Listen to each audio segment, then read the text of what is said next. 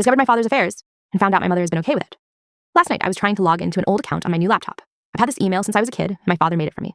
For some reason, when I was logging into Facebook, the email had multiple Facebook accounts attached to it. There were passwords saved for a bunch of accounts in Google Password Manager, and I apparently had access to all of them without knowing any passwords. I clicked on a random one. It was named Jason Sedilla, a man I'd never heard of before, so naturally I assumed maybe some random guy had accidentally used my email somewhere along the line.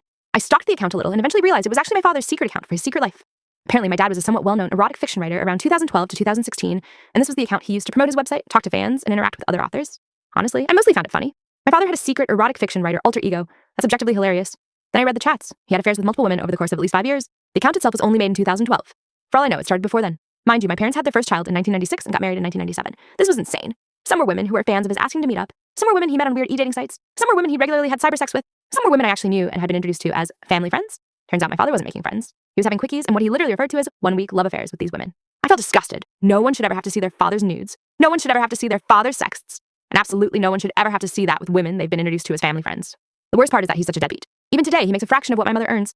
He spent most of my life leeching off her income while acting like the rest of us are the problem.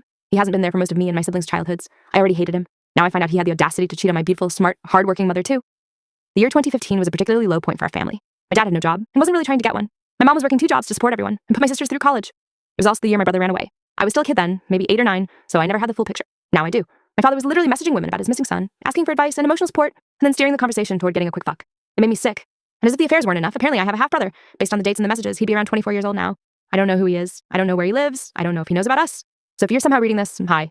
According to my father's messages, he got drunk at a high school reunion, slept with someone, and ended up having a child. And this would have happened when my older siblings were still little kids before I was even born. I was livid. The photos, the videos, the messages. It was all so graphic. Imagine finding your father's sex tapes with women you've known your entire life. A few hours later, I talked to my mother about it. I thought it was the perfect opportunity. We were sitting in the living room watching a movie boring enough to be background noise. She had a fresh pack of cigarettes beside her. I asked her what she would do if she found out Dad had an affair. Part 2 coming soon.